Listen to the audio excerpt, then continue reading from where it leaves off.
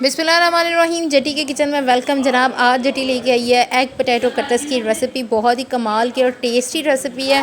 Recipe की तरफ जाने से पहले चैनल को सब्सक्राइब करना मत भूलिएगा और वीडियो पूरी देखिएगा। चले आइए चलते हैं रेसिपी की तरफ। व्यूज़ नहीं बढ़ने मेरे, मुझे लगता है।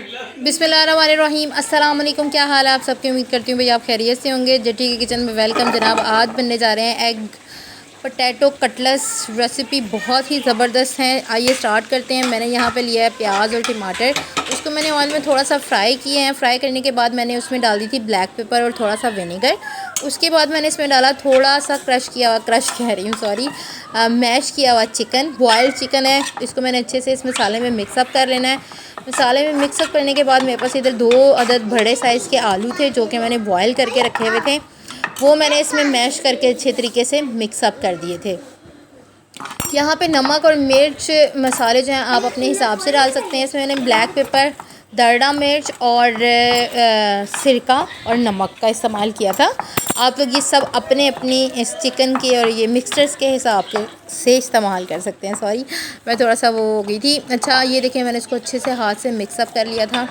और यहाँ पे फिर मैंने इसमें की थी ब्लैक पेपर और थोड़ा सा चाट मसाला भी मैंने ऐड किया था।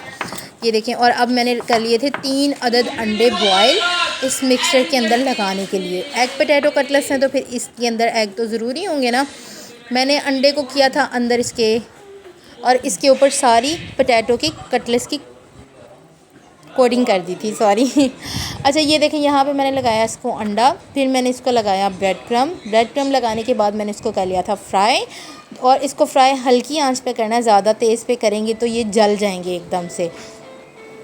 यहाँ पे मेरे 3 अदद बने थे, जिसको कट करके 6 बन जाएंगे। आप लोगों के पास जितने भी आप लोगों ने बनाने हों तो वो आप उस हिसाब से मटेरियल बढ़ाते जाएं, ठीक है।